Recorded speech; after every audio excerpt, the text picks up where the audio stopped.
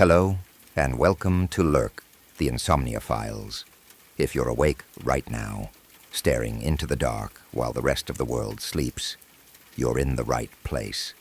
Many people listen to these stories to relax. Others listen because sleep refuses to come. Before we begin, leave a comment and tell me where you're listening from tonight. A bedroom, a car, a quiet house that doesn't feel as empty as it should. If these stories speak to you, make sure you like the video and subscribe to LURK, the Insomnia Files. Now get comfortable, lower the lights, take a slow breath, and let's open tonight's file.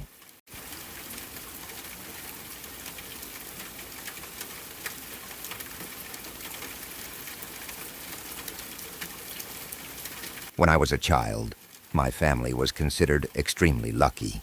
Not the kind of luck people like to talk about at parties or show off to their friends. We were not rich. We did not live in a beautiful house or drive nice cars. Our home was plain and square-shaped, nothing special to look at from the outside. Inside, there were 3 small bedrooms, 2 bathrooms, a narrow living room with a faded red couch, and my dad's old brown recliner, and a kitchen that also served as a laundry space. At the back of the house were glass French doors that opened into the yard. It was an ordinary house in every way, but it was ours, and my dad treated it like it mattered more than anything else. My dad spoke about that house as if it were sacred ground, and he reminded us often how fortunate we were to have lived there for so long, and how rare it was to keep a home in the family for generations. He liked to say that one day it would belong to me or my little brother, Jonathan, and that we would raise our own children there the right way. He talked about the house like it was proof that we were doing something right. But if I am honest, our luck never really seemed connected to the house itself. It did not come from good jobs, strong friendships, or a supportive community. Our luck showed up in places that felt wrong. It appeared when we were behind on rent or drowning in medical bills. It appeared in filthy public bathrooms where my dad somehow found thick rolls of cash lying on the floor, as if someone had dropped them and vanished.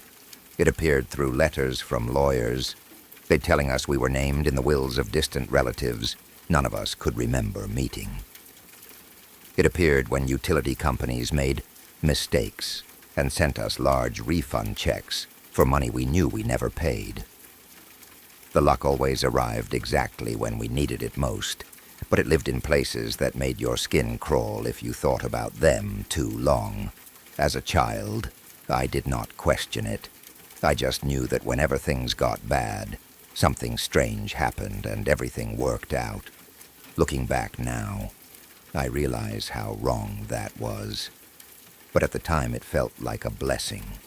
The summer I turned 10, our house was broken into while we were out of town visiting my grandparents. When we came home, it looked like someone had picked through our lives piece by piece. The television was gone from the living room. My PlayStation was gone from our bedroom. Even the microwave had been taken from the kitchen. The place felt hollow, like it had been stripped down to bare bones. The police came and did what they always do. They walked around, asked questions, dusted for fingerprints, and wrote things down on clipboards. They told us they would keep an eye out, but their voices were flat and tired. It was clear they did not expect to solve the case. We did not expect much, either. After they left, Jonathan sat between my dad and me on the couch, staring at the empty space where the TV used to be. Tears ran down his face as he kept repeating that all our stuff was gone. He asked over and over why someone would do that to us. My dad wrapped his arms around him and told him everything would be okay. He said things always worked out for our family. He hugged Jonathan, patted my shoulder, asked and told us it was time for bed. As we walked down the hallway, past the bathroom, past my dad's bedroom, and toward the room Jonathan and I shared, I heard something that made me stop. It was a low sound, like a groan. It sounded like someone in pain, It came from the guest room. I froze in the doorway, my hand still resting against the wall. Jonathan did not seem to hear it. He climbed into the top bunk and turned over, already half asleep. I stood there, listening carefully. The sound stopped. I thought about trying the door, about knocking or calling out, but fear held me in place. That room was not just a guest room. In our house, it was never called that. It was always called the room. No one was allowed inside it except my dad. The door stayed locked at all times, and he carried the key with him wherever he went. That rule had existed for as long as I could remember, and we never questioned it out loud. I had heard noises from the room before.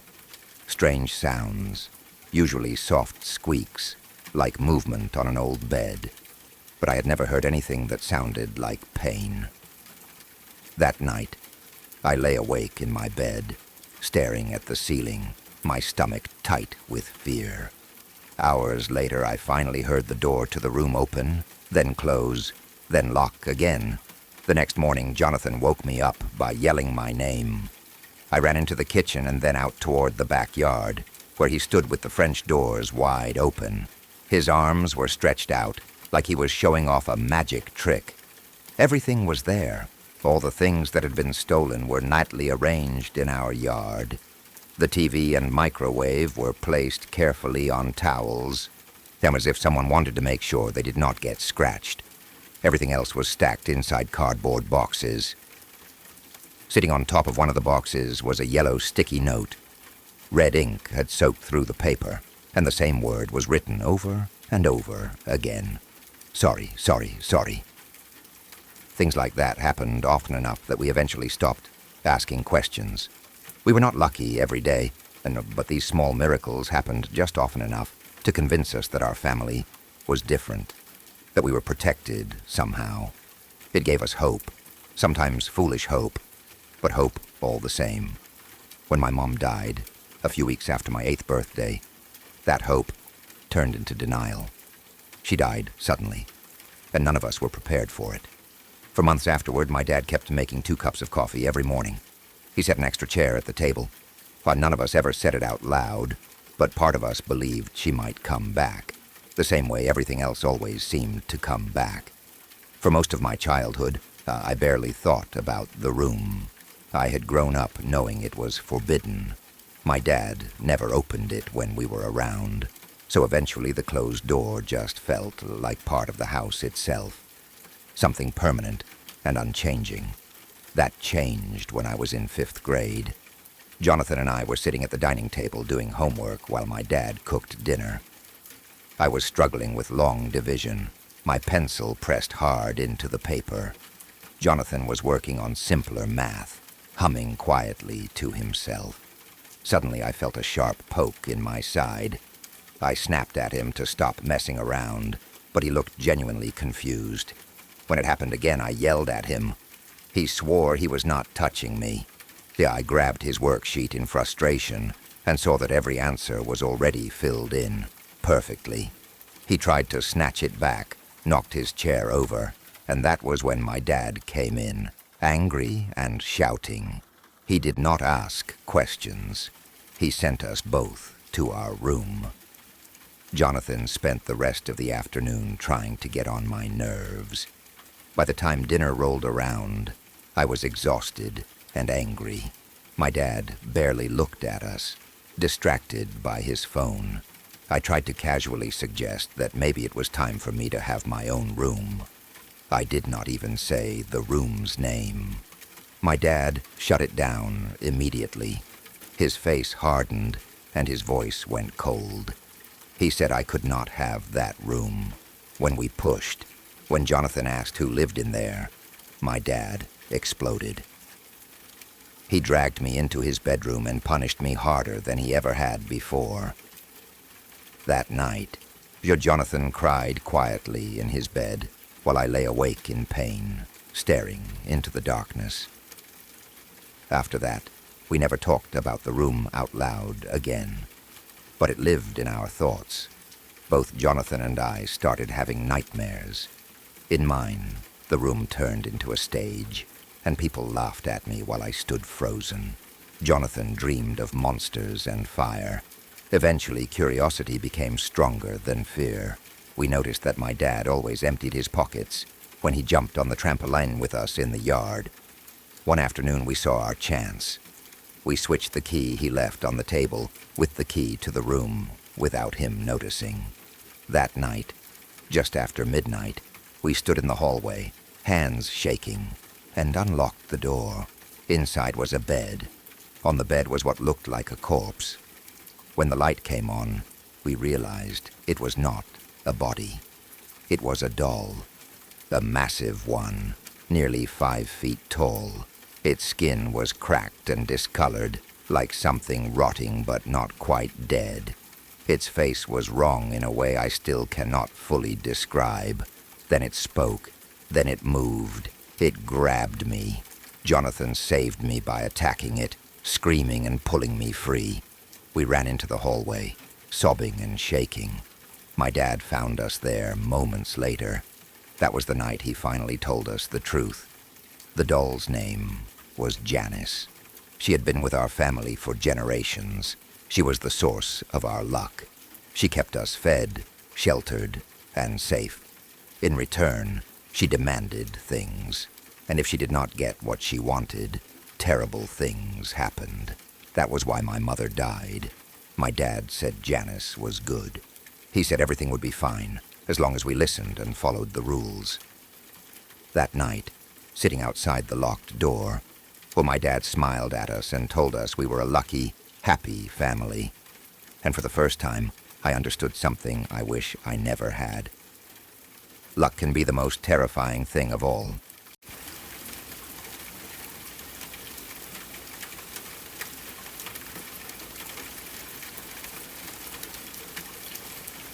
Back in the summer of 2008, my best friend Jackson and I were 10 years old, while our parents were glued to the news, worrying about a looming recession and arguing quietly about money late at night. We were focused on much more important things. A new Batman movie was coming out, school was still weeks away, and summer felt endless. We were determined to squeeze every possible second of fun out of it before reality caught up with us. We spent almost all our time outside. It beat sitting indoors listening to political arguments on TV or hearing our parents stress over bills and work. Jackson and I both had Nintendo DS consoles, and we treated them like priceless artifacts. You could usually find us tucked away in some corner of downtown Hilltop, trading Pokemon, battling each other, or cashing in empty soda cans for just enough money to buy cheap gas station snacks. I'm pretty sure the only reason I learned the importance of washing my hands was because trying to play games with sticky, slushy fingers was unbearable. Those days felt simple and perfect. Sometimes we would head down toward the river just to mess around. There was a Girl Scout campground nearby, and when groups were staying there, we'd hide in the bushes and make animal noises to scare them as they walked by. It was dumb, harmless fun, and it made us feel like kings of the world. One afternoon, we were heading back from the campground. There weren't any scouts around that day, so we wandered through the area and poked around at the things they'd left behind.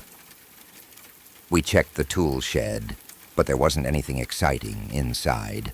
That's when we found it. A small pink plastic hairpin with a blue sunflower on it, lying near the ground. "I bet this is Melody's," Jackson said, squinting at it. "I think there's a blonde hair stuck on it." "Nah," I replied. "Her hair's too short.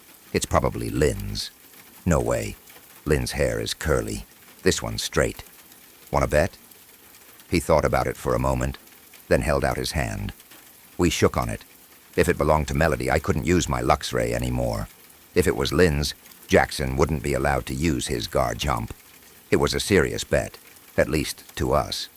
We'd probably forget about it in a few days, but it felt important at the time. Besides, that Garchomp had been destroying me all summer. We followed the river on our way back toward town. We were about halfway home when we heard something ahead of us. A high-pitched yipping sound, like puppies crying. We crouched down and looked toward the water. Up ahead, crossing the stream, were what looked like coyotes. One larger one and 5 smaller ones. The larger coyote was pacing nervously, whining and circling one of the smaller ones. They crossed the river quickly, except for one. One of the smaller ones sat on a stone in the water, staring straight ahead. It wasn't crying, it wasn't panicking. It just sat there, completely still. Jackson raised a finger to his lips, and I nodded. We crept closer, trying not to make a sound, but we weren't careful enough. The larger coyote bolted into the brush, the smaller ones scrambling after it. All of them disappeared into the undergrowth. All except one. The lone pup stayed where it was. "You think it's sick?" I whispered. "Maybe it's dead," Jackson said. "It's not moving." "No. Look," I said. "It's blinking." It was blinking, slowly, calmly, like it was half asleep. We waited, thinking the mother might come back for it, but she never did. Curiosity got the better of us. We got close enough that we could have poked it with a stick if we wanted to, but we didn't. The pup looked healthy. Its fur was clean, its breathing steady, its eyes bright and yellow. It stared directly at me, tilting its head slightly, like it was trying to figure out what kind of animal I was. Then it stood up. It balanced itself on its hind legs. "Jesus," Jackson said, grinning. "That's cute." "Why is it standing up?" I asked. "Who cares? It's adorable." "But they don't do that," I said. "Coyotes don't stand up." Jackson nodded, still smiling. Maybe she thinks she's people. He slipped off his shoes and waded carefully into the river. Holding the pink hairpin, he reached out and clipped it gently onto the coyote's ear. "Look," he said proudly. "She's the prettiest girl in the world." That did it.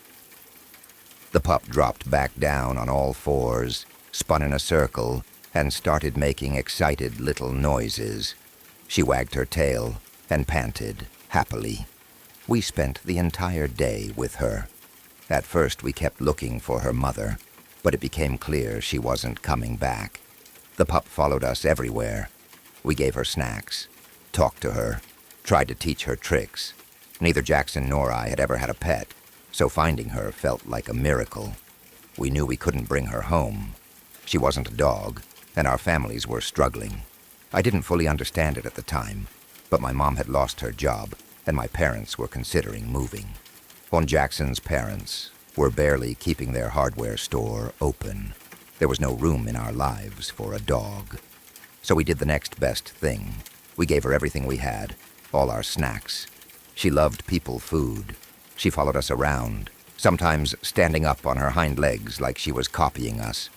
Watching her wobble and balance was hilarious. Sometimes she would trip and yip softly. Jackson started carrying her in the pouch of his hoodie, and she seemed perfectly content there. We made her a nest behind a dumpster near an abandoned sporting goods store. We stuffed Jackson's hoodie into my backpack and set it up like a little bed. Before leaving, I leaned down and whispered to her that we'd be back in the morning. She yelped and tilted her head, those yellow eyes locked on mine. For the next few days, Jessie Pup was our whole world.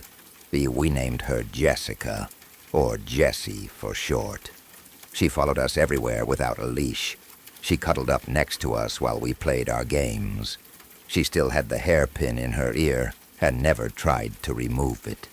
She was neat, picky, and dramatic when you messed up her fur. We spoiled her endlessly. She was also smarter than any animal I'd ever seen. She learned tricks instantly, like she understood words instead of actions. When we tried to teach her to speak, things got strange. One afternoon, Jackson held out a piece of beef jerky and told her to speak. Jessie stood up, perfectly balanced, and made a sound that wasn't quite a bark. It sounded like a cough, then a groan. When she tried again, I swear it sounded like she said hello. Jackson went wild after that. He tried to teach her names and words. To anyone else, it would have sounded like nonsense, but to us, it was clear enough.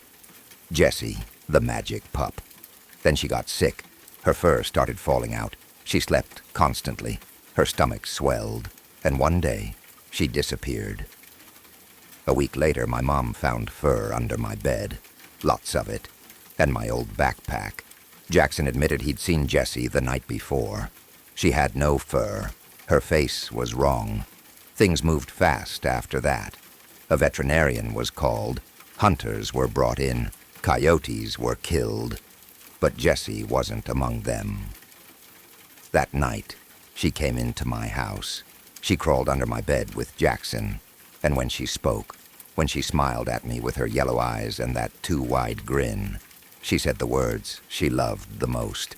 Prettiest girl. She escaped through the window after nearly killing my father. We never saw her again. But almost 20 years later, Jackson sent me a photo. A picture from a 4th of July event in Hilltop. In the corner of the frame stood a woman. Small, beautiful, long brown hair, yellow eyes, and a pink hairpin with a blue sunflower.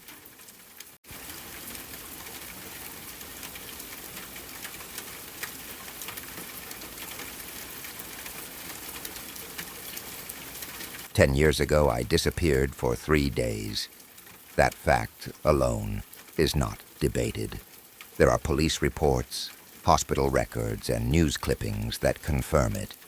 What people argue about, what they refuse to accept, is why I went missing and what happened to me during that time. No matter how many years pass, no matter how many professionals I speak to, everyone seems convinced that my mind created something to protect itself. They say trauma can twist memories, that fear can invent details, that children especially are vulnerable to confusing imagination with reality. I have heard all of it more times than I can count. I have been through therapists, psychiatrists, counselors, and specialists of every kind. Some were kind, some were cold, some were clearly frustrated when I refused to change my story. But my story has never changed. Not once.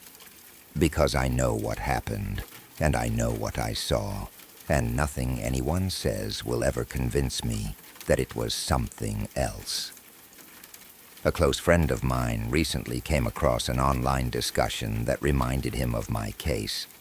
He urged me to read it, and when I did, I felt something I had not felt in a long time. A small sense of hope. Hope that maybe, somewhere out there, there are people who will listen without immediately deciding I am wrong. He offered to let me use his account, so I could finally write everything down myself. I do not know if anyone will believe me. I cannot promise that this will convince anyone, but at least the truth, as I lived it, will exist somewhere outside my own head. My name is Emily. This happened when I was 10 years old, when my family lived near a small town called Darkthorn in Ontario. It was not a place many people knew about. Even now, most people have never heard the name. It was a quiet farming community, the kind of town where people waved at each other from their cars and knew which houses belonged to which families. We lived a couple of miles outside town, in an old farmhouse surrounded by fields. Our isolation was not extreme, but it was enough that nights felt very quiet, very dark, and very empty. I loved that house when I was a child. Behind it was a large field, and beyond that, more farmland and patches of forest.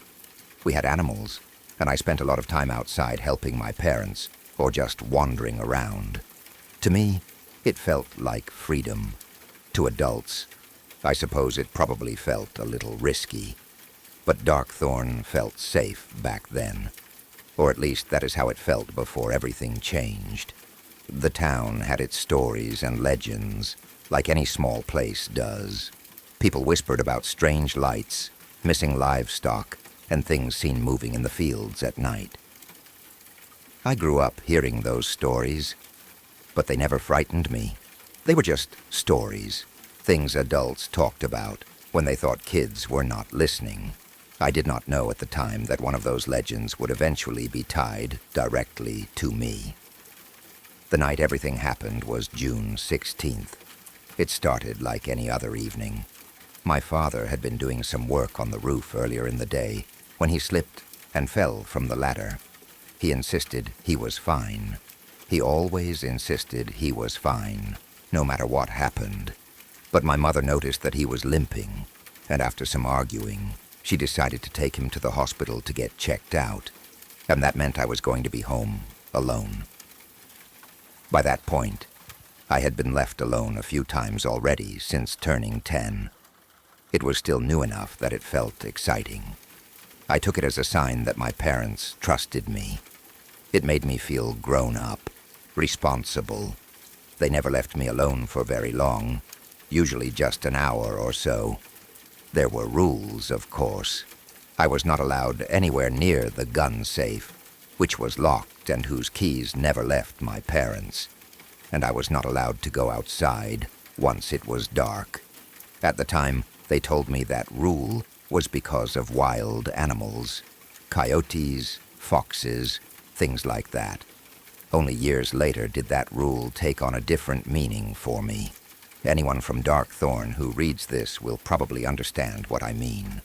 There is an unintended double meaning in that warning that I did not realize until much later.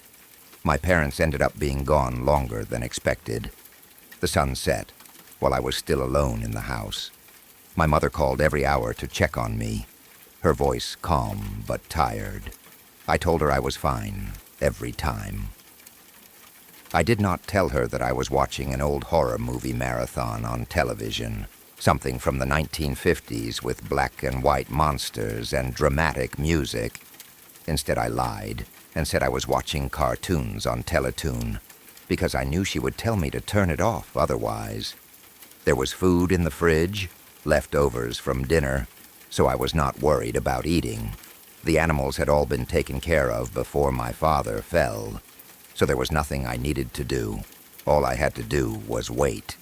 It was around 9 o'clock when I went into the kitchen to grab a can of pop. As I reached for it, my eyes drifted to the window. That is when I noticed something strange. At first I thought it was just a reflection from the kitchen light, or maybe my eyes playing tricks on me. The stars in the sky seemed to be moving. I blinked and looked again. They moved again. My heart started to race. I ran upstairs to my bedroom, turning off the light as I went. My bedroom window looked out over the field behind our house. With the room dark, the sky was clearer. I stood there, staring, waiting. Then I saw it. The stars were not stars. 5 points of light began moving downward, slowly, like fireworks falling back to the ground. They flickered as they descended, bright enough to cast long shadows of the cornstalks across the yard. One by one, they disappeared into the field. When the last light went out, the darkness felt deeper than before. I stood there, confused and curious, staring into the field. I could not see much, just the faint outline of the crops moving in the breeze. I looked back up at the sky, expecting more lights to fall. I opened the window slightly, listening. A snapping sound came from the field. I froze, my eyes locked on the darkness below. The snapping grew louder, closer. Then I saw movement, dim lights weaving through the corn, heading toward the house. At first I tried to convince myself it was an illusion. Something burned into my vision from staring too long at the lights earlier. I reached into my drawer and grabbed my flashlight. I did not turn it on right away. I was afraid that if I did, whatever was out there would notice me. As I watched, the lights separated. 2 moved toward the barn, 2 headed toward the road. The 5th light stopped. It paused right at the edge of the field, just before the backyard. I could barely make out a tall, slender shape among the corn as the light faded from its body. My hands shook so badly the flashlight rattled. The shape stepped forward. The porch motion light came on, and I saw it clearly. It looked human, but wrong. Its skin was gray and smooth, almost wet-looking. Its head was round, its face empty, except for 2 dark pits where eyes should have been. Its mouth was thin and stretched into a smile that did not feel natural. It looked up at me, directly at me. I screamed. The flashlight slipped from my hands and hit the floor. I rushed to the window and pulled it down, trying to close it. It jammed, stopping inches from the bottom. I heard a noise downstairs and panicked. I crawled under my bed, pressing myself against the wall, while holding my breath. I heard the window open. The smell that came into the room was like melted plastic. Quiet footsteps followed. I watched as its legs slid into the room, the floor not making a sound beneath them. It stepped on my flashlight, paused, then moved away. Its hand reached down, long fingers curling around the handle as it picked it up. I heard it clicking the flashlight on and off, curious. Then it turned toward the closet. It opened the door, shined the light inside, touched my clothes, my toys. It picked up my teddy bear, examined it, then dropped it. It moved to the door, then stopped. I heard a small clicking sound, and its body twisted toward me. It came closer. It knelt beside the bed, its smiling face filling my vision. It turned the flashlight on and shined it directly at me. I screamed. Its hands slid under the bed and grabbed my leg, pulling me out. I kicked and fought, but it was strong. It held me down, its head tilting as its mouth opened. Something long and sharp slid out. I screamed again and twisted away. The tongue missed me and struck the floor. I hit it, kicking and punching, and somehow it let go. I ran. I fell down the stairs, hurt my ankle, but kept going. I reached the door and opened it. Another one was there. I slammed the door shut, stumbled back, and fell. Pain exploded in my head. The last thing I saw was a shape kneeling over me, smiling, as something pierced my neck. When I woke up, I was outside, in a forest. Days later, I was found. I was taken to a hospital. I told my story. No one believed me. They called them starfolk. We moved away. I still have nightmares. I do not know what they did to me, but I will never forget the night the stars fell.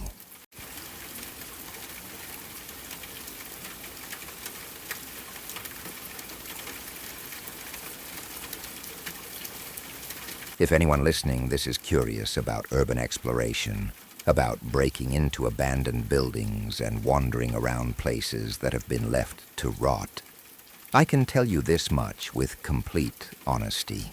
It can be fascinating, exciting, and unforgettable. But only if you understand the risks and take them seriously. People talk a lot about the obvious dangers. Electricity that might still be live. Floors that can collapse. Security guards, alarms, cameras. Knowing your exits. Not panicking.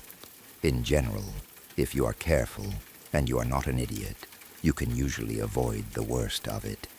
But there is one risk people rarely talk about, and it is the one that almost got me killed. The people you explore with. I do not care how long you have known someone. I do not care how friendly they seem, how many times you have gone out with them, or how normal they act in everyday life. People are complicated. People hide things.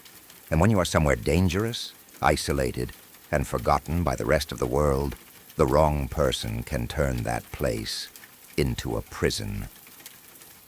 Do your research on who you trust. Please. It is far better than the alternative. Room 3. O2 of the Pennsylvania State Lunatic Hospital is disgusting. There is no other word for it. It is dusty, crusty, musty, and filthy in a way that sinks into your clothes and skin. No one has used it for nearly 50 years, and whoever lived in it last is almost certainly dead. The walls are stained, the floor is covered in grime, and the air smells like decay and old chemicals. None of that is surprising. What surprises me is how tired I am of it. I have been sitting on the floor, staring at the walls, for over an hour now. Liam closed the door at exactly 5:15 in the afternoon. I checked my phone before the signal died completely. It is now somewhere around 6:30, judging by the dimming light creeping through the small reinforced window. I see no possible way I am getting out tonight. You might think I sound calm for someone locked inside a crumbling concrete box, but the truth is simpler and worse.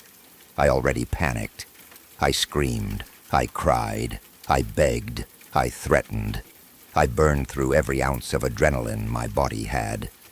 Now there is nothing left but exhaustion and a bitter kind of acceptance. Somewhere deep in my mind, there is a quiet, mocking thought, a version of me that did not come here. A lucky version. That version is at home right now, feet up, watching Netflix with the volume too loud. My car is parked safely outside my apartment complex, but not abandoned in the woods. My keys are sitting on my kitchen counter, not in the pocket of the asshole who locked me in this room. Every now and then I hear shuffling outside the door. Footsteps. Slow, deliberate movement. He is still out there. I keep hoping something will snap him out of this, that he will suddenly realize how insane this is and open the door. It is hard to believe that I met this guy at a nightclub and decided, with complete confidence, to explore an abandoned hospital with him. In my defense, we met months ago. He was sweet, thoughtful, funny in a quiet way. He listened when I talked. He remembered small things about me. If I had not been drowning in schoolwork, I probably would have asked him out by now. That thought makes my stomach twist. I thought I was a good judge of character. I really did. But I thought I could tell when someone was dangerous. That is why I invited him along in the first place. Even on the drive here, we were excited. Genuinely excited. He does photography, and the entire ride he sat in the passenger seat of my car, adjusting lenses, checking settings, talking non-stop about lighting and composition. He kept saying how incredible this place was going to look on his page. I remember smiling at how enthusiastic he was as we drove deeper and deeper into the wilderness, further away from cell service, further away from anything familiar. Now that memory just makes me angry. I push myself off the floor and walk to the door. It is massive, reinforced steel, built to keep people in. I pound on it 3 times, hard enough to make my knuckles ache. "Hey, asshole," I shout. You've had your fun." My voice echoes down the concrete hallway outside. A moment later, I hear him chuckle. Just a quiet laugh. It makes my skin crawl. We arrived here around midday. I did not check the exact time, but it must have been before 1. The hospital looked exactly like something out of a horror movie. Tall spires, Gothic windows, ivy crawling up cracked stone walls. There was no fence, no security booth, not even a no trespassing sign. I remember smiling when I saw that. I had spent weeks researching this place, digging through old records and forums to find its location. What I did not know was that the doors still worked. I have tried everything. I rammed my shoulder into it until my arm went numb. I kicked low near the hinges, just like people online suggest. I rattled the handle until my wrist throbbed. Then there is no movement at all. The door is thick, heavy, and built to withstand force. There is a small hatch in the center, where meals were once passed through, but that is bolted shut. There is rust around the edges, but no gap big enough to matter. I yelled, I begged, I screamed until my throat burned. I told him it was not funny anymore. I told him I would not call the police.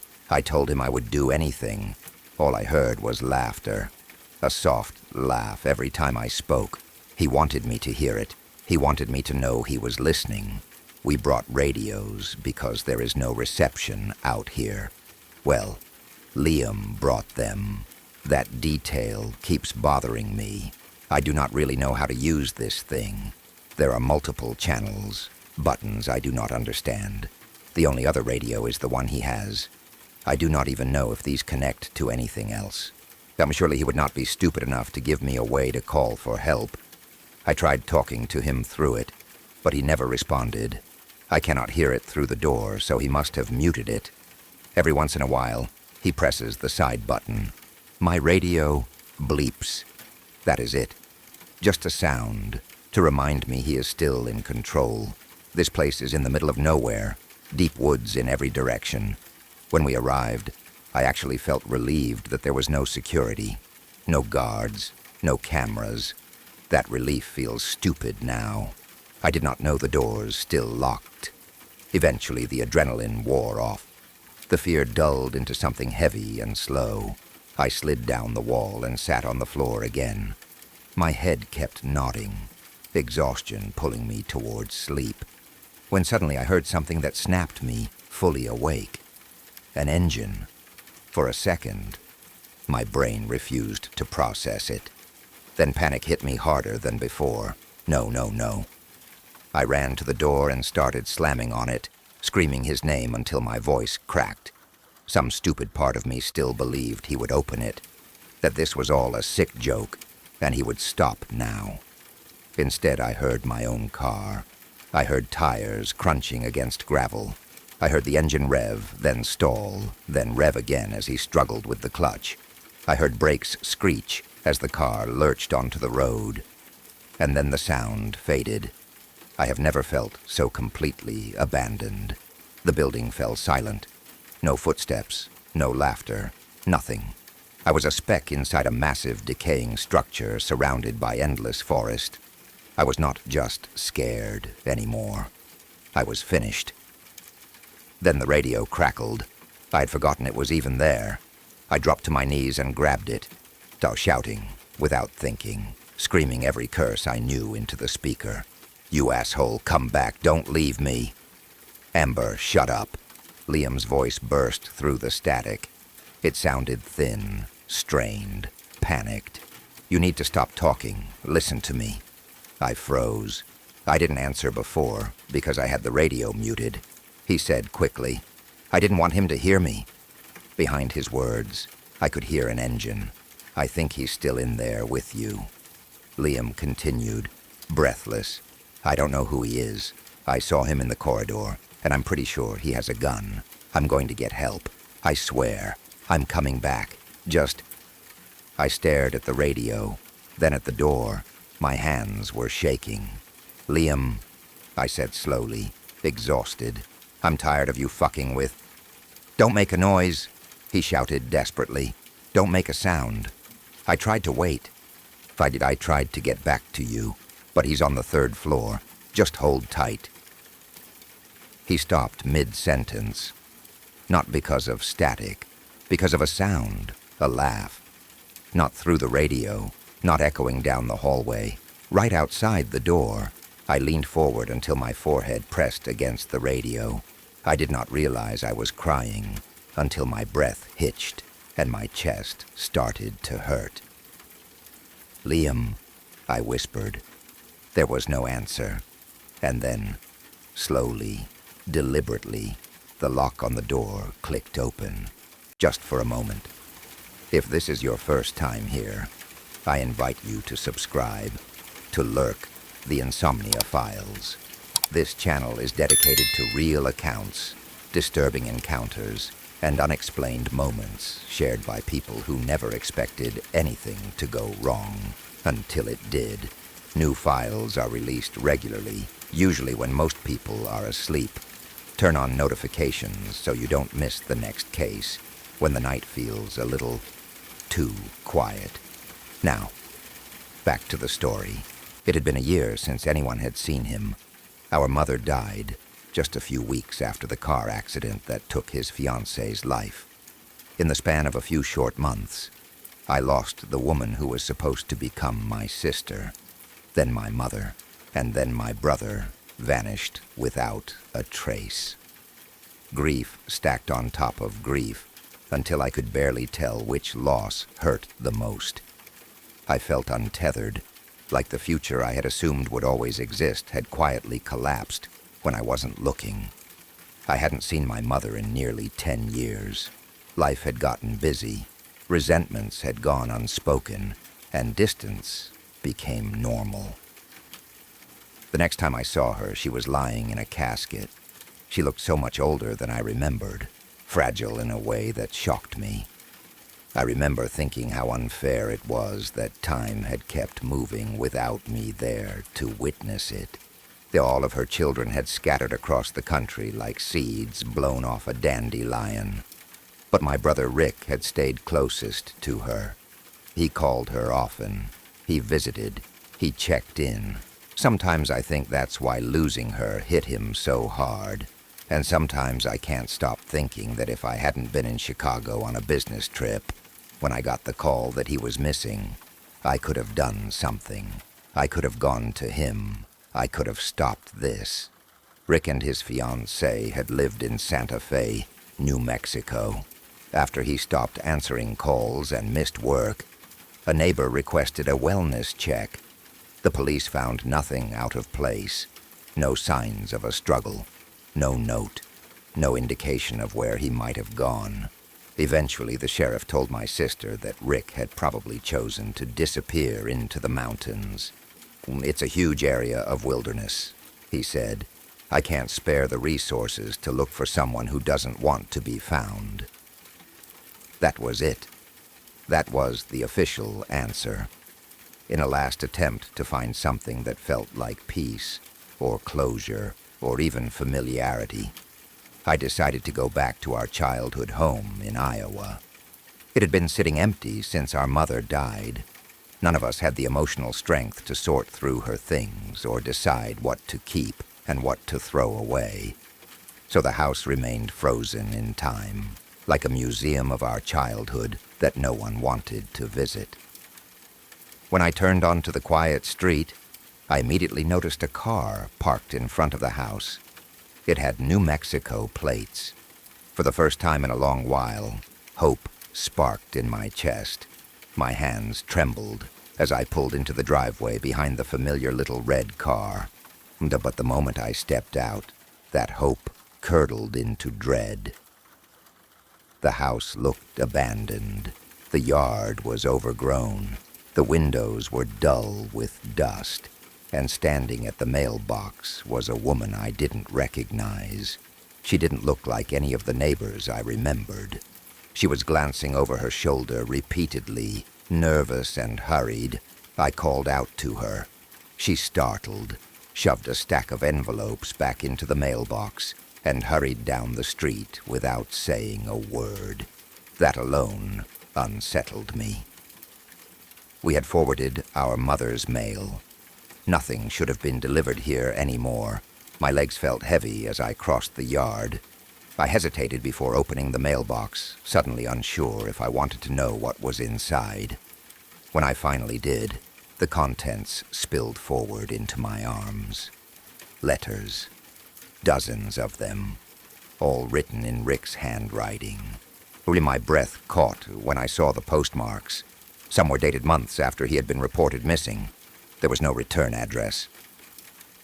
Every single letter was addressed to me. I unlocked the front door and stepped inside. The key turned too easily. The door hadn't been locked. The air inside smelled familiar, but layered with age, dust, and rot. Everything looked exactly the same as it had when I left nearly 10 years earlier. Furniture untouched, pictures still on the walls. Time had stopped here. I sat down on the old piano bench in the living room, my back to the upright piano that had always been out of tune. The pile of letters felt heavy in my lap. When I checked the date on the most recent one, my hands flew to my mouth. It was only 3 months old. Rick had gone missing in February. This letter was written in November. I couldn't bring myself to read that one yet. Instead, I opened the oldest letter I could find. My hands shook as I tore it open. He wrote about therapy, about turning off his phone, about writing letters instead of texting, about journaling and getting outside. It sounded hopeful. It sounded like Rick trying to heal. Anger flared in me when I realized Sandy had told him I'd be handling Mom's estate. I hadn't even answered her message. I paced down the hallway and stopped at Rick's old bedroom door. A portrait I'd drawn of him as a kid was still taped there. I touched the faded pencil lines like it might somehow bring him back. His room was untouched, a shrine to his teenage years. I sat on his bed and read the next letter, then the next. He kept waiting for me to reply. He kept writing anyway. Then came the letter about cross-country skiing, about a group he'd found through a wellness building. That weekend was when the police did the wellness check. I skipped ahead. Weeks, months. He wrote about staying in a cabin in the Sangre de Cristo Mountains with a group led by his counselor. Group therapy, isolation, grief work. He said she mailed the letters for them. That was why they kept coming. Why hadn't the police mentioned any of this? By July, he wrote about people leaving the group, about field trips. The counselor took them on when they were ready, about missing the city, about Annie, about not wanting to get over her death. Taped to the back of that letter was a photo. 8 people standing in front of a small cabin. Rick looked thin, exhausted, almost unrecognizable. The woman at the center of the photo looked strangely familiar. The smell in the house worsened as a draft moved through. It seemed strongest near the basement stairs. I found the final letter and sat on the small bench nearby. He said he was almost ready to return, that the counselor would take him to the focal point of his grief, that he'd be coming home. That's when I remembered the car outside. I called his name and turned on my phone flashlight. The basement stairs creaked as I descended. The smell grew unbearable.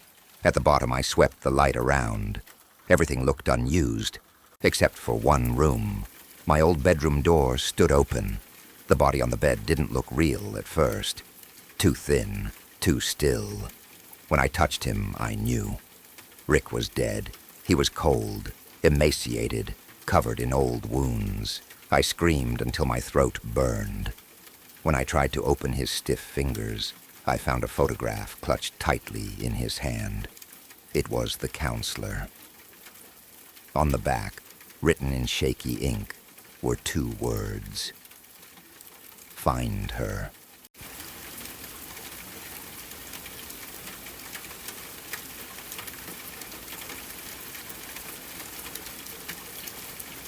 It was 3 a.m, and I was sitting in the emergency room of a hospital in Los Angeles when a homeless man turned his head toward me and asked, very calmly, "Do you feel them trying to fit inside you?"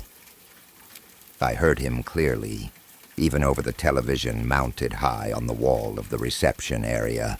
The TV was blaring at full volume, playing an infomercial about an award-winning mattress topper called Mara. Bright colors flashed across the screen, while an overly cheerful voice promised the best sleep of your life. The contrast between that voice and the question I had just been asked made my stomach tighten. I was there because my girlfriend had suddenly developed a sharp pain in her side. It turned out to be something minor, a gallstone or something similar, and she was fine in the end. But at the time, I was worried sick. I had been pacing, sitting, standing, doing anything to keep myself from spiraling. Eventually, I locked my eyes on the TV, letting the repetitive sales pitch distract me from my anxiety. That question cut straight through that distraction. If you've ever been in an emergency room, you know the feeling. And if you've ever been in one in Los Angeles at 3 in the morning, you know it's a strange mix of people. Roughly half the room was made up of homeless individuals seeking warmth or care, and the other half were patients and their families, all exhausted, all tense. I had barely slept the night before for unrelated reasons, and by that point, I was completely drained. I was not drunk, but I was definitely not at my best. I hate mentioning that part, because it's always the thing people focus on when I tell this story. As they say, I was tired, that I was half asleep, that I hallucinated. They say it kindly, because it's comforting. It's easier to believe that my brain played tricks on me than to believe something else happened. Sometimes I even tell myself that's the truth, because every time I let myself accept what I experienced with full clarity, it feels like my mind might crack under the weight of it. Still, there I was, 3 in the morning, the TV screaming about sleep technology, and me staring at a homeless man I had never spoken to before. The infomercial kept going. It talked about patented octagonal springs and miracle comfort. The man whose name I would soon learn was Jack, had apparently been a regular in that emergency room. I learned that when a nurse stepped out and called his name with a tired sigh, and she processed him quickly and sent him back out to the waiting area. They clearly knew him well. That was why he and I ended up sitting there together. All I managed to say was, no, sorry. I reached for my AirPods, desperate for noise-canceling silence. I was seconds away from putting them in when I heard him speak again. It could be nothing, he said, but it could be a kidney stone or a gallstone, or worse. I'm not losing you to something stupid and treatable. We're going to the ER. My heart dropped. That was exactly what I had said to my girlfriend before we left the house, word for word. Even the tone was eerily similar to my own voice. The TV interrupted again, bragging about pentagonal springs and unbelievable comfort. Jack slowly turned back toward the television. He didn't move again after that. He sat perfectly still, stuck like a statue. I told myself it was a coincidence. I forced myself to believe that I had misremembered my own words, or that my exhausted brain was connecting dots that weren't there. I convinced myself it was nothing. I stayed. I couldn't leave my girlfriend alone. I focused on the TV and tried to tune everything else out. Hours passed. At some point, I realized Jack hadn't moved at all. He hadn't shifted in his seat, hadn't scratched, hadn't coughed. Nothing. I glanced toward the reception desk, looking for the security guard, only to realize the desk was empty. When did he leave? Then another thought hit me. The room was empty, completely empty except for Jack and me. I was sure there had been other people earlier, families, patients. Where had they gone? The TV kept going, the same infomercial, over and over, louder now. Something about it felt wrong. I had been distracted at first, even comforted by it. It reminded me of being homesick from school as a kid, watching daytime television. But now, my brain finally caught up with the obvious question. Why was this commercial still playing? My heart started racing. I was sweating. The TV was so loud it hurt. I decided I needed help. I grabbed my knees and stood up. The moment I did, Jack stood up too, exactly at the same time. I stumbled back, slamming my leg into a chair. Jack mirrored the movement, kicking his chair back and catching himself on nothing, balancing in a way that made no sense. What the fuck? We said together. We screamed for help. We ran. I bolted down the hallway. My footsteps echoed perfectly by his. The hallway stretched far longer than it should have. I glanced back and saw him the same distance away, matching my pace exactly. I stopped and turned around. He turned around too.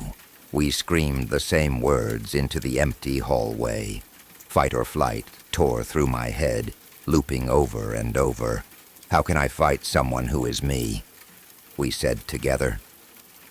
The TV's sound flooded the hall, screeching about melting and sleep and energy. My ears started bleeding. I saw blood on Jack's ears, too. Somehow that pain grounded me. I thought about my girlfriend, about the ring I had bought, about chess nights and laughter, and a future that was slipping away. And then I remembered something she'd said while playing chess. Someone had copied her moves until she made a mistake. "How do you beat that?" she had asked. "You do something they can't," I had said. "Like checkmate." That was it.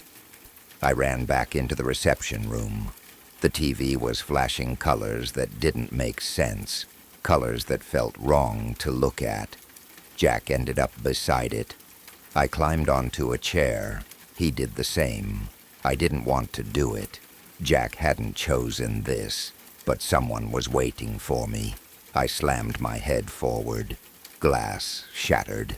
I looked over and saw Jack, his neck broken, glass embedded everywhere.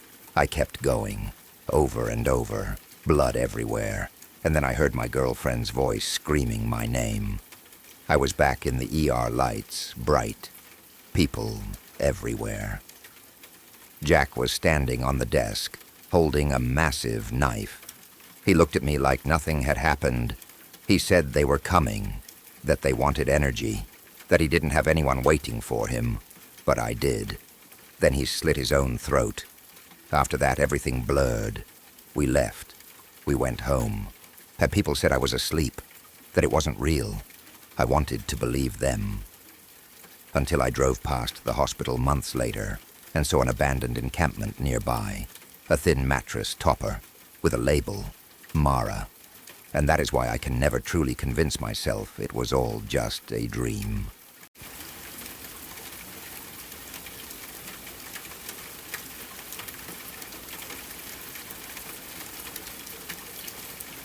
I spent the entire morning watching the camera feeds after I got back from the management office the night before. I sat on my couch with my laptop open, replaying the footage again and again, scrubbing back and forth through the timeline until my eyes burned and my head ached. I was looking for anything. A flicker, a missing frame, a skipped second, anything that would tell me what I already felt in my gut. There were no gaps. Every second was there. Every minute accounted for. The footage ran clean and smooth, the timestamps lining up perfectly. No freezes, no glitches, no dead zones. According to the cameras, nothing unusual had happened at all. That should have made me feel better. Instead, it made everything worse, because I had seen the report. I had seen the timestamps in the management system that matched the exact periods when my cameras should have gone blind. I had seen the confirmation that someone, or something, knew precisely when my coverage failed. Not vaguely, not approximately, exactly. I didn't know what to do with that. Sitting in my apartment and pretending nothing was wrong felt impossible now. The walls felt closer than they had before. The familiar hums and clicks of the building felt louder, more deliberate. It was like the place had shifted slightly when I learned the truth, like a weight had moved underneath everything and thrown it all off balance. By early afternoon, I couldn't stand it anymore. I grabbed my jacket and went back down to the management office. The woman was there again, sitting behind the desk like she had never moved. Same posture, the same neat hair, same polite, practiced smile that didn't quite reach her eyes. "Hi," she said. "How can I help you?" "I came in earlier this week," I said, "about the tenant name on my unit, apartment 2B. She nodded immediately, like she remembered. Too quickly, maybe, like she had been expecting me to bring it up again. "I just wanted to check if anything was updated," I said. I tried to sound casual, but my voice felt tight in my throat. She turned to her computer and typed. Her fingers moved quickly, confidently. She paused for just a second longer than necessary, then smiled again. "No, she said. Everything looks the same. What does it look like? I asked. She hesitated, then tilted the monitor slightly so I could see. Unit 2, B status occupied account. Active, still no name attached to it. But this time, there was something else. A thin gray line of text beneath the listing, subtle enough that I might have missed it if I wasn't already on edge. Continuity hold. Stable. What does that mean? I asked. She glanced at the screen, then back at me, her smile never wavering. Oh, that's just internal, she said lightly. You don't need to worry about it. Why does my apartment have it? Her expression didn't change, but something about her eyes sharpened slightly, like she was switching into a familiar routine. All active units do, she said. I knew that wasn't true. I had seen the tenant board earlier in the week. I knew what it looked like. This wasn't something that appeared everywhere. This was specific. When she turned away to grab a folder from a cabinet behind her, my body moved before my brain could stop it. The board with the spare key rings was mounted on the wall directly behind me. Dozens of labeled hooks, most of them empty. One of them read, Management Office. I slipped the key off the hook and into my pocket in one smooth motion. My heart pounded so hard I was sure she could hear it. I stood there frozen for a second, waiting to be caught, but she didn't turn around. I don't know why I did it. I'm not that kind of person. I follow rules. I avoid conflict. But something in me knew I needed to get back into that office alone, without anyone watching, without anyone filtering what I could see. And I couldn't risk the door being locked later. I made some polite small talk, thanked her, and left as quickly as I could without running. Back in my apartment, I waited. I watched the sky darken through the windows. I checked my cameras again. Are they still running? Still clean? Still whole? No gaps. Just after midnight, I went back down. The office door was unlocked again, just like before, but this time I used the key anyway. I closed the door behind me carefully and locked it. The silence inside the office felt heavier at night, like the walls were holding their breath. I went straight to the computer. This time, I didn't open the continuity folder right away. I started with maintenance. There were dozens of folders inside it, organized by year, by system, by type. Electrical, plumbing, exterior, routine inspections. Then I saw one labeled Maintenance. Structural. I opened it. Blueprints filled the screen. Structural diagrams. Scanned documents so old they were yellowed and warped at the edges. At first it all looked normal. Floor plans, stairwells, utility shafts, but load-bearing walls. Then I noticed the parts that didn't match the building I lived in. Below the basement level, there were more floors, not one or two. 5. Long, narrow spaces stacked beneath the building, each one thinner and stranger than the last. They weren't labeled as storage, or utilities, or anything familiar. Instead, each level had warnings: anchor zone, load distribution, stability, buffer. The deeper I scrolled, the more distorted the drawings became. Walls curved inward where they shouldn't. Corridors bent back on themselves. One sub-level wasn't even fully enclosed. It looked like something had pushed up into the foundation from below, forcing the structure to warp around it. Like pressure, like a blister. I clicked into the notes attached to the diagrams. The screen filled with text on a structural drift, increasing in lower strata. Reality softening detected along anchor seams. Occupant attention load compensating for decay. No physical repairs possible at this depth. My chest tightened. That strange pressure I had felt before, the one that came and went without explanation, returned stronger than ever. But I couldn't stop now. I opened another file, anchoring notes. The document was old, badly formatted, like it had been converted too many times. Most of it was dense technical language I barely understood, but some of it was painfully clear. Reality drift observed in lower levels. Containment pressure increasing. Occupant load must remain above minimum threshold. I scrolled further. There were scanned handwritten notes, margins filled with frantic scribbles. Do not allow prolonged vacancy.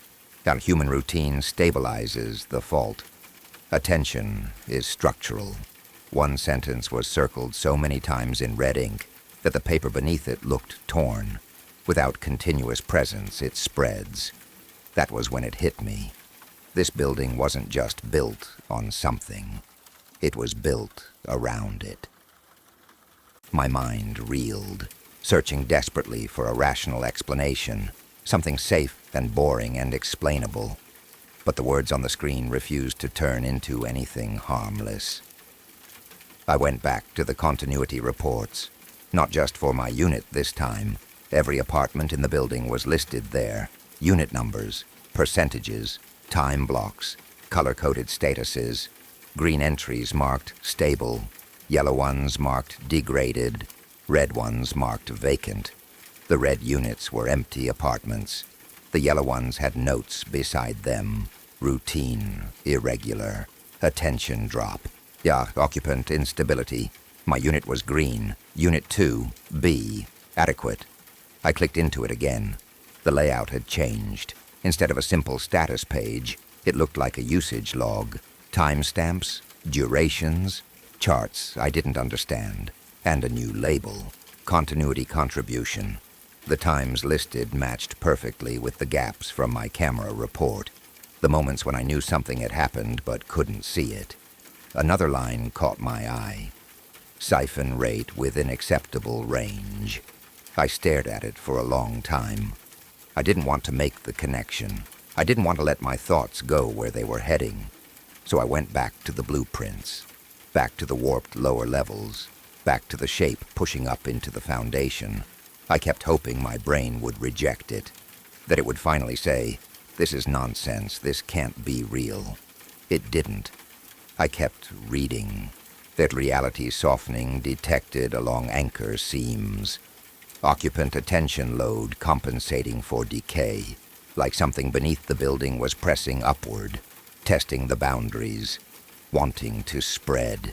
I opened more reports. Most of them were boring. Numbers, thresholds, alerts triggered when certain values dipped too low.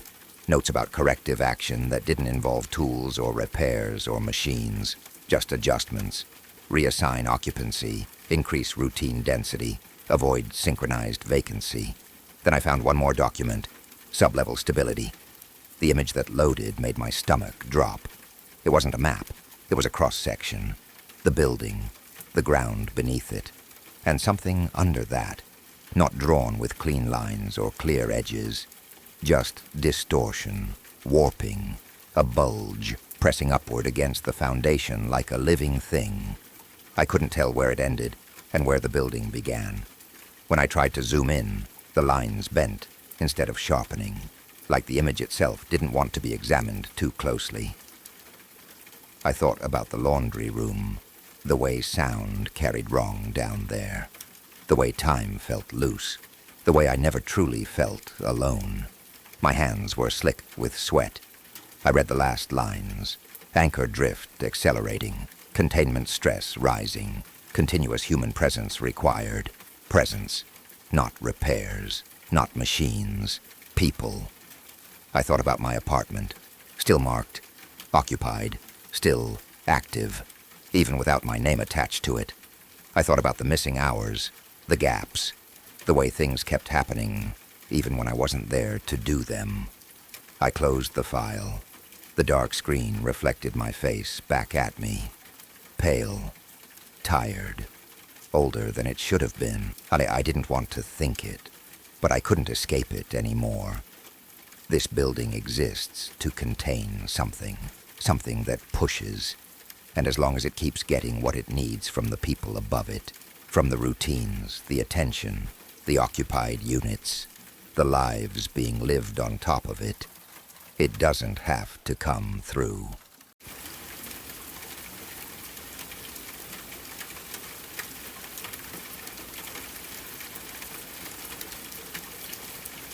If you ever end up with a stalker, I truly hope they are a stupid one. I hope they are careless, sloppy, and impulsive. I hope they forget things, rush through plans, and leave traces behind without thinking. I hope they touch things they should not touch, step where they should not step, and make mistakes that give them away quickly. Because if you are unlucky enough to be stalked by someone who is patient, methodical, and intelligent, you might never know. You could live for years without realizing that someone else is quietly collecting pieces of your life. Years of your routines, your habits, your private moments, stored neatly in someone else's mind. Maybe you are already being watched, and you just do not know it yet. Maybe that constant tight feeling in your chest is not anxiety without a cause. Maybe it is your instincts trying to warn you. Do yourself a favor. Look around your home carefully. Look for small spaces, hidden corners, places no one ever checks. Think about where someone could hide without being seen. Check your food. Take pictures of your belongings before you leave the house and compare them to how things look when you come back. Pay attention to anything that feels even slightly out of place. Look behind you when you walk. Be aware of your surroundings at all times. Close your blinds, even during the day. And no matter what you do not ever be alone if you can help it. I never thought I was the kind of person someone would stalk. I am not popular. I am not especially attractive. I am not loud or outgoing, or the type of person who draws attention in a room. My best friend is my mother. I am painfully average in how I look, and I would not describe myself as particularly smart, talented, or charismatic. There's nothing glamorous or exciting about my life. I blend into the background everywhere I go. The truth is, there is nothing interesting about me. Well, almost nothing. I deal drugs occasionally. I'm not proud of it, and I'm not trying to justify it. It is not exciting or dramatic the way movies make it look. Most of the time it is boring, repetitive, and stressful. Still, that is how I came to learn about my stalker, or maybe stalkers, and that is how I learned that there is such a thing as competitive stalking. Some of what I do involves meeting people in person, but a lot of it happens online. For that, I use the dark web. I am careful. I do not wander around out of curiosity. I do what I need to do, and nothing more. Even so, it is impossible not to see disturbing things from time to time. Ads for hired killers, forums full of strange obsessions, collections of photos of people sleeping in their own beds. I had seen those things before, but I always scrolled past them. I did not want to know more. One night, I stumbled into something I wish I had never seen. It was a community built entirely around stalking. I will not name it. I will not give any hints on how to find it. I do not want to contribute to its spread in any way. But it was real, and it was active.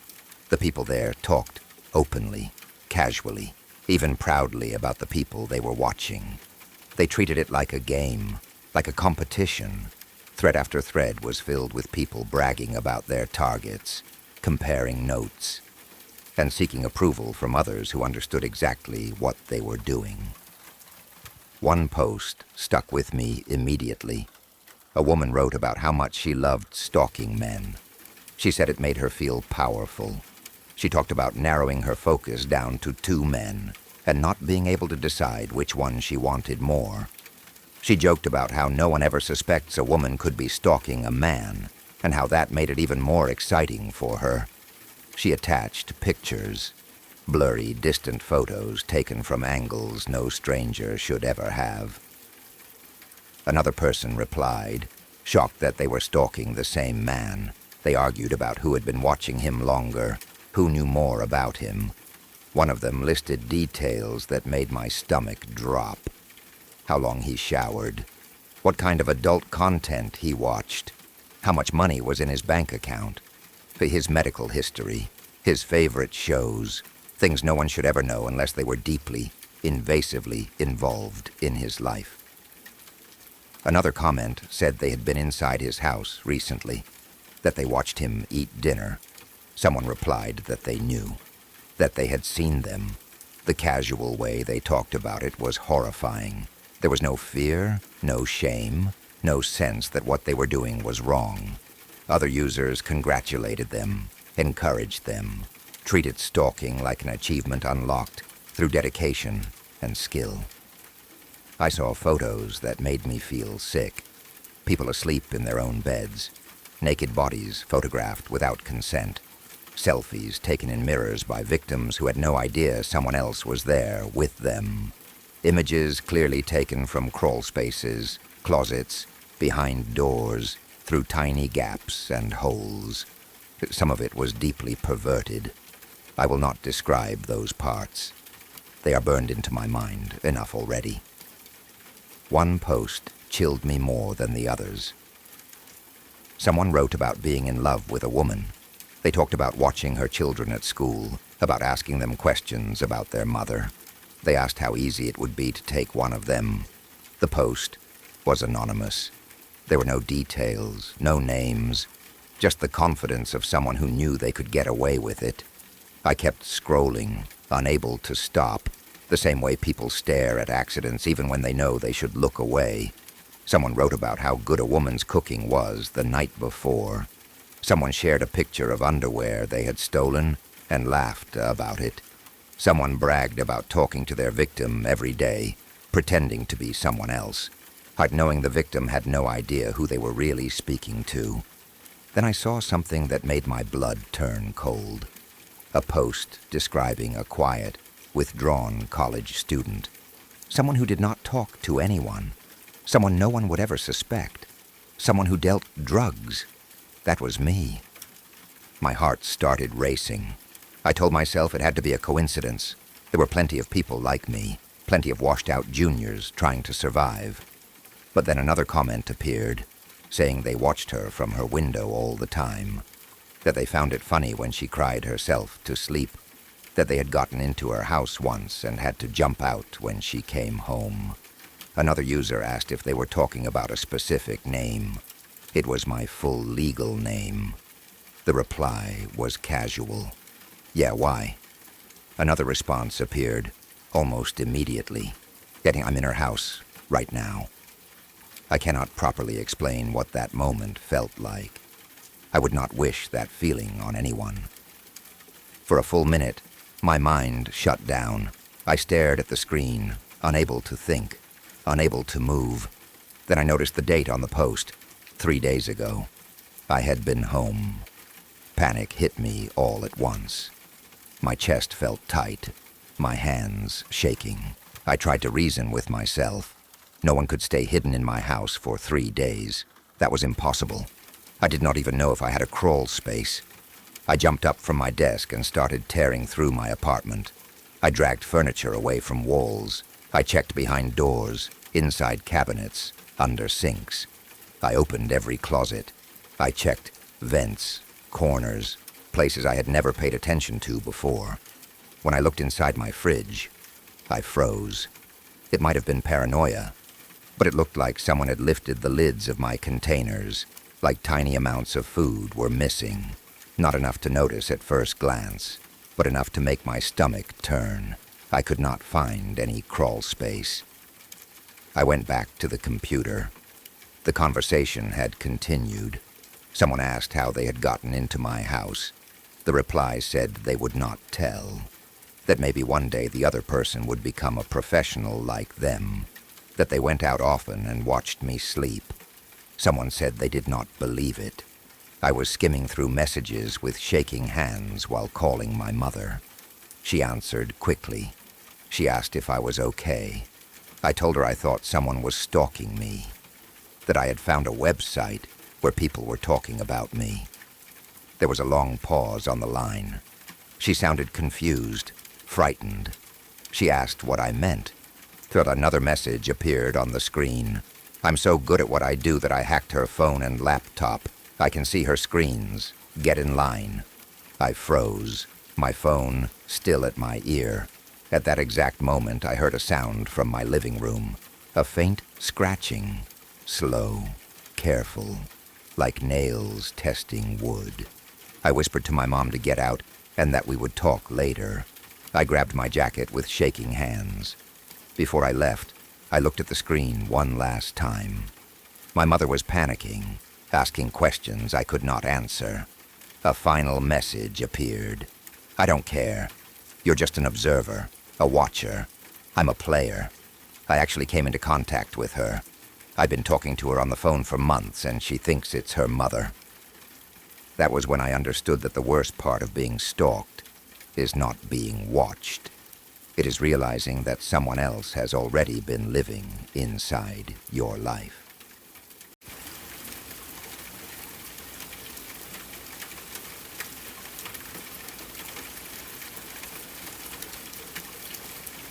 I kept telling myself it wasn't really stealing. Not the kind of stealing people imagine when they say the word out loud. This wasn't breaking into a house to ruin someone's life. This was recovery, reclaiming, retrieval. That's what the man on the burner phone called it. Anyway, like changing the name. Somehow changed the truth underneath it. He never gave me his name, and I didn't give him mine. There was no small talk. He sent a location pin, a time, and one sentence that stayed stuck in my head all day, heavy and uncomfortable, like peanut butter on the roof of my mouth. He said the owners wouldn't be home, that the security system was old, and that I shouldn't get sentimental. I wasn't sentimental. I was broke, and being broke makes you justify things you never thought you would. It was late fall. They're the kind of cold where the air smells like wet leaves and rusted metal. I parked a few streets away because I had watched enough true crime to know that pulling up right in front of a house was how you ended up on the evening news. I walked the rest of the way with a small backpack, black gloves, and a cheap headlamp. I had tested the headlamp in my bathroom mirror earlier, and it made me look like an animal caught in headlights, which I tried not to think about. The mansion sat far back from the road behind a fence that looked impressive, but felt useless. Wrought iron twisted into decorative curls, a gate that didn't look locked, so much as it looked offended by the idea that anyone would question it. The driveway stretched long and pale ahead of me, lined with stone planters and little ground lights that were all turned off. There were no motion sensors clicking on, no dogs barking, no red camera lights blinking in the dark. That should have been my first warning. It was too quiet, too easy. It felt like walking into a store where every employee has mysteriously disappeared into the back room. The side door was exactly where the man said it would be, tucked near a breezeway that led to a garage bigger than my entire apartment building. The lock wasn't ancient, just neglected. I could feel it in the way it accepted my pick, like it was tired of pretending it mattered. It opened in less than a minute. I stood there in the narrow strip of darkness between outside and inside, and for one brief moment I thought about turning around. If I walked away right then, nothing would happen. No one would know. But my bank account was empty. My bills were stacked. And desperation has a way of pushing thoughts like that aside. I stepped in and closed the door behind me. The house smelled expensive. Polished wood and something citrusy, like a cleaning product meant to signal wealth. It didn't smell dusty or abandoned. It smelled lived in, maintained, like someone had been there recently. The man had said the owners weren't home, but the place felt like they had just stepped out for a short walk. I found the hallway he had described, marble floors, a long runner rug that probably cost more than my car, and framed photos along the walls. People I didn't recognize laughing over drinks, standing on boats, posing in front of snowy mountains.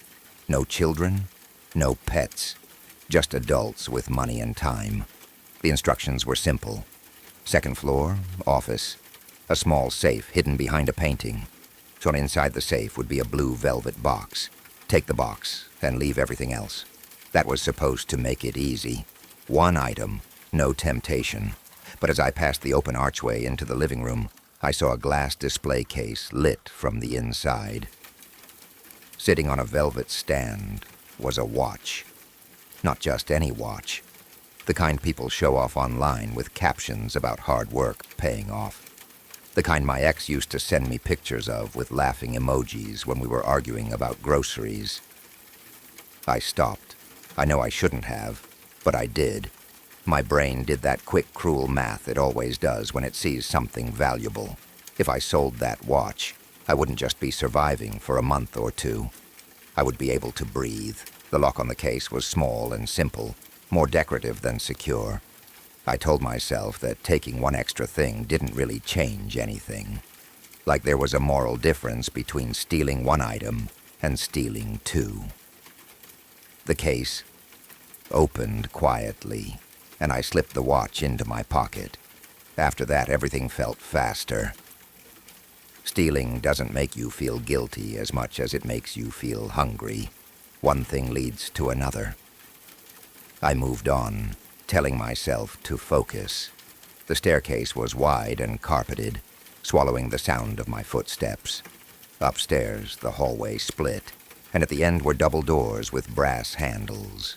The office. I pushed them open. The room was dark, except for faint city light coming through tall windows.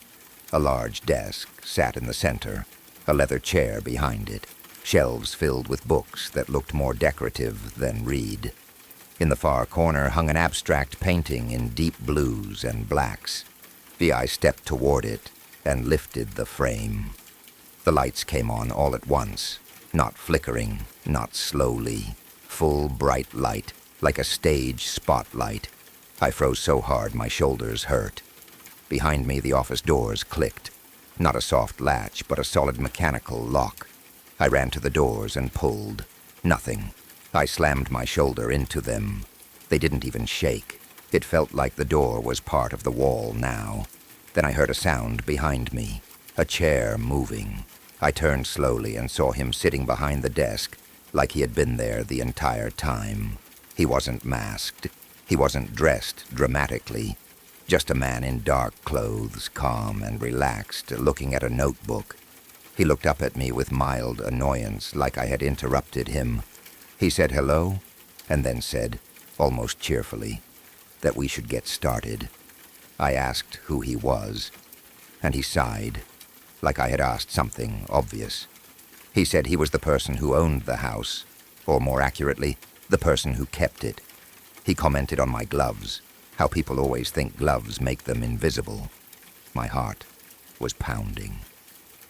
I backed away, looking at the windows, but the glass was thick, the kind that doesn't break easily. When I told him to let me out, he said no without hesitation. I tried to bargain. I said I would leave and never say anything. He dismissed it like a joke. He asked if my night was going well, if I felt successful, if I had gotten what I came for. When I didn't answer, his eyes flicked to my pocket. He knew about the watch. He knew about the letter opener I hadn't even remembered taking. He knew I had moved a small sculpture downstairs. He listed it all calmly, like reading from a receipt. He said I wasn't the first, that people were always sent here. Someone always whispered to them. Someone always promised them something. I told him I had been hired, and he agreed, but said I hadn't thought about who set the table. He said I was going to give everything back and answer some questions. When I said no, he pressed a button on a remote. A speaker came on, and a woman's recorded voice begged and pleaded before cutting off. He told me that was what no sounded like in his house. When I asked what he wanted, he smiled and told me I was learning. He asked who sent me. I said I didn't know. He pressed the button again, and this time the speaker played horrible sounds. Scraping, sobbing, nails dragging on wood. When I still couldn't give him a name, he came closer. He twisted my wrist until pain exploded up my arm and guided me to the floor. He said he wasn't breaking it yet, just making sure I didn't do anything stupid. He went through my bag like it was his own and showed me my phone. No service. He asked if I still thought I was in control. He told me the blue velvet box didn't matter, that it was bait, that the point was to see if I would come. Then he showed me the safe opening on its own, filled with rows of velvet boxes labeled with dates, like evidence. He answered my phone when it rang. The voice on the other end was the same voice that had hired me. The same man. He had played both sides. He unlocked the office door and told me I wasn't trapped anymore.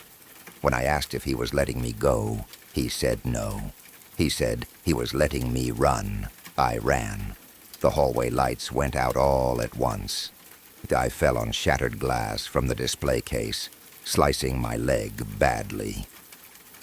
Blood poured out fast.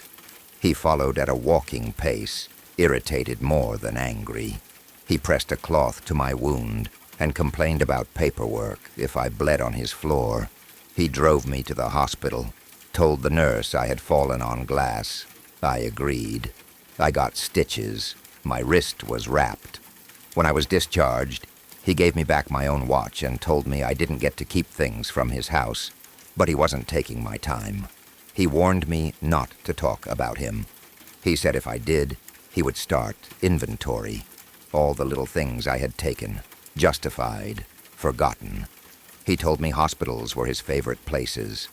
He left me there shaking, watching the news on a TV in the lobby about a reward for stolen property.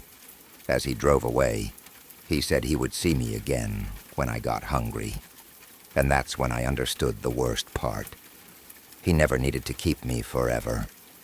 He just needed me to leave, knowing that he could.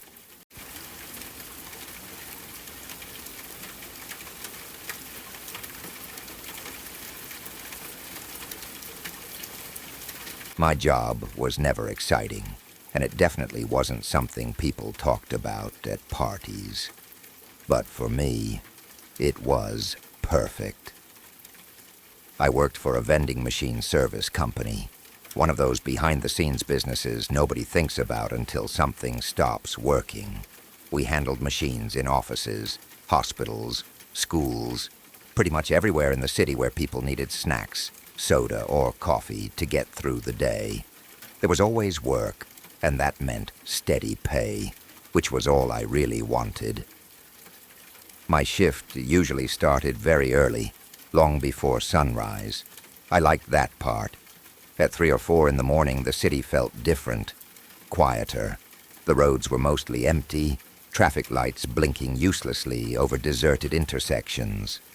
Most buildings were dark and asleep. I could do my job without anyone watching over my shoulder or complaining about prices going up. My boss liked it too. He always said that if the machines were stocked before people arrived, they could start spending money the moment they clocked in. Everybody wins. That morning started like any other. I followed my regular route in my small company cargo van, the back loaded with boxes of soda, candy bars, chips, and pastries. Around 3 a.m., I pulled into the parking lot of one of our bigger accounts. The building was massive, part office complex and part warehouse. It took up nearly the entire block, a concrete and glass monster that housed hundreds of employees during the day. Because of how many people worked there, I'd been coming almost every morning lately, fully stocked every time. I parked, cut the engine, and stepped out into the cold. The air had that sharp bite that gets into your lungs and wakes you up better than coffee. I stacked my boxes onto my hand truck, balancing them carefully the way I'd learned through trial and error, then headed toward the main entrance. Normally the security guard on duty, a guy named Terry, would buzz me in. Terry had been assigned to this building for years. and when we first started servicing the place, he'd been friendly enough. One night, I gave him a free Pepsi from one of the machines. After that, he treated me like his best friend. He talked my ear off every time I showed up, mostly about his divorce, his bad knees, or whatever show he'd been binge-watching. Annoying or not, Terry was reliable. He was always at the desk. That night, though, the desk was empty. The big glass doors reflected my own tired face back at me. Inside, the small TV behind the security desk was still on, its colorful glow flickering against the walls. The sound was muffled, but I could tell some late-night talk show was playing. I leaned closer to the glass, pressing my face near it and peering down the hallway toward the restrooms. Terry had a habit of hiding out in there for long stretches, but the bathroom door was closed, and I didn't see any movement. I looked back toward the parking lot. My van sat alone under a flickering light. Terry's car was still there, too, parked in its usual spot. Other than that, the lot was completely empty. "Come on, Terry," I muttered, adjusting my lucky baseball cap. "You're going to make me fall behind." I waited, shifting my weight from one foot to the other. I checked my boxes again. I counted the soda cases, candy trays, chip boxes. Everything was there. Time kept ticking by, and Terry still didn't show. By now I should have already been working on the second-floor machines. I sighed, irritated, and gave the glass door a light knock. The door swung inward, just a little, but enough to make my heart jump. I froze, staring at it like it had just insulted me. The door hadn't been locked. I stood there for a second, feeling stupid, then grabbed the handle and pushed it open fully. It moved easily, just like it always did once Terry unlocked it. "Terry," I called, sticking my head inside. "It's me, Santino. I'm here to restock." No answer. The lobby was empty. The only sounds were the TV murmuring, and a small desk fan rattling softly behind the counter. "Terry?" I called again as I rolled my hand truck inside. You here?" Nothing. I tried to convince myself it wasn't my problem. Terry wandered off all the time. He'd told me himself that most nights were boring, so he took his breaks wherever he wanted. Bathroom, break room, sometimes even one of the empty offices upstairs. "I hope you're not messing with me," I muttered under my breath. I parked my hand truck in front of the vending machines in the lobby. There were only two down here, a glass-front snack machine and a closed soda machine with 6 drink options. Both were clean and well-maintained. As I started unloading boxes, something caught my attention, a sound. At first I thought it was the TV, but this was different, thinner, softer, crying. I froze, listening.